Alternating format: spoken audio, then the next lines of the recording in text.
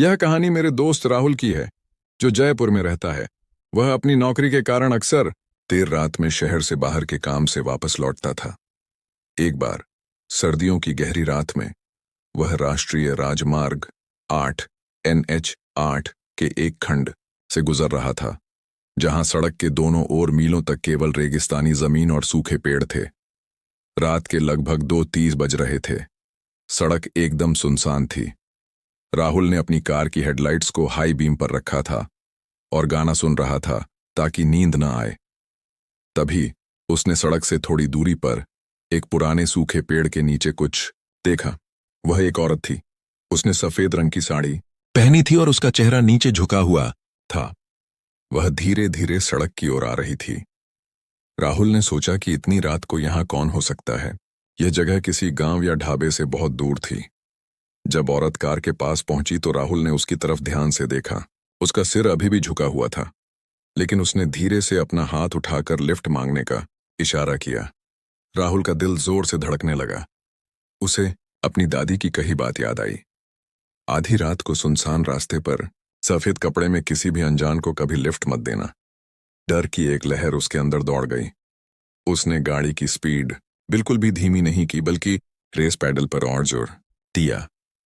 वह वहां से तेजी से निकल जाना चाहता था, लेकिन जैसे ही उसकी कार औरत के पास से गुजरी, उसे एक भयानक तेज आवाज सुनाई दी, जैसे कोई जोर से चीखा हो, लेकिन हवा ने आवाज को दूर कर दिया हो।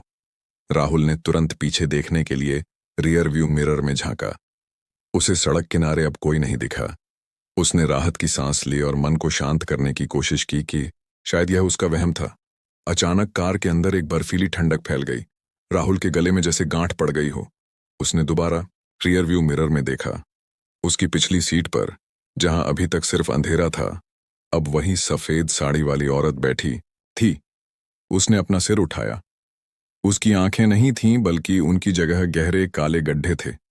उसने अपने कटे फटे होंठों को धीरे से फैलाया और एक ऐसी मुस्कान दी जो राहुल के दिल को रोक देने वाली थी। वह फुसफुसाई, इतनी जल्दी क्यों चला गया बेटा? मुझे तो दूर तक जाना था। राहुल ने चीख मारी, ब्रेक लगाए बिना, और अपनी आंखें कसकर बंद कर लीं। उसने सिर्फ रेस पर पैर रखा और गाड़ी को 140 किलोमीटर प्रति घंटे की रफ्तार से भगा दिया। वह तब तक नहीं रुका जब तक उसे दूर किसी शहर की लाइटें दिखाई नहीं दी।